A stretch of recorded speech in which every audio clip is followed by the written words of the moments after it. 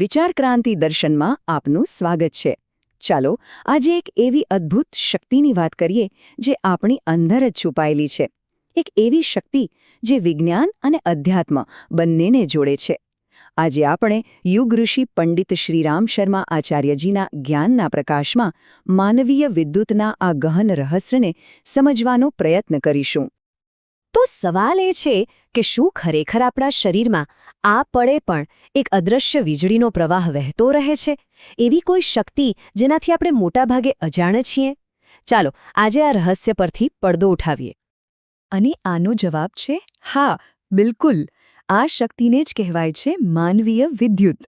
એમ સમજો કે આપણા શરીરના કરોડો કોષોમાં ધબકતી આ એક જીવંત વીજળી છે, જે આપણી આસપાસ એક ઊર્જાનું અદૃશ્ય કવચ એટલે કે આપણો આભામંડળ બનાવે છે.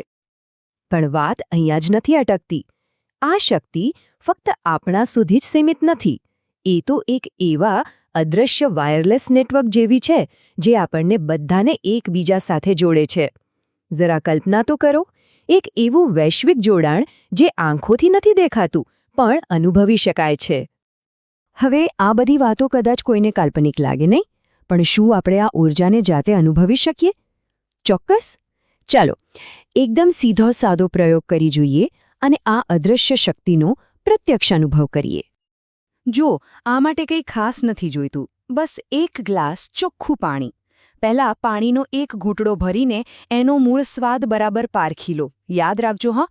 હવે બસ તમારી આંગળીઓના ટેરવાને થોડીવાર માટે શાંતિથી પાણીમાં ડૂબાડી રાખો. બસ થોડી ક્ષણો.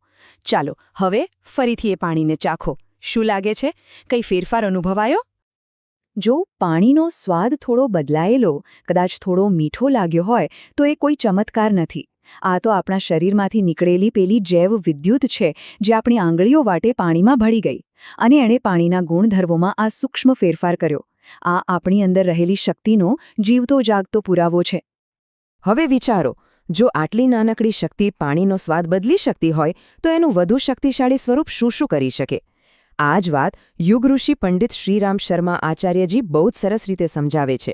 તેઓ કહે છે કે જે રીતે વીજળી તારમાં દોડે છે, બરાબર એ જ રીતે આપણા વિચારો પણ એક શક્તિશાળી ઊર્જા બનીને આખા બ્રહ્માંડમાં ફેલાય છે.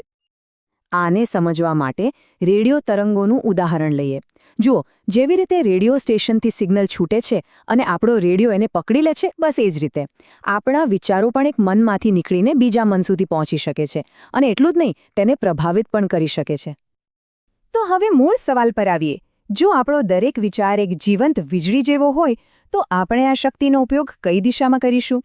એનાથી કોઈનું ભલું કરીશું કે પછી બીજું કંઈક? આનો નિર્ણય તો આપણે જ કરવાનો છે. આ પ્રશ્ન પર મનન કરજો અને આવા જ ગહન વિષયો પર વધુ જાણકારી માટે વિચાર ક્રાંતિ દર્શનને સબસ્ક્રાઇબ કરવાનું ભૂલશો નહીં.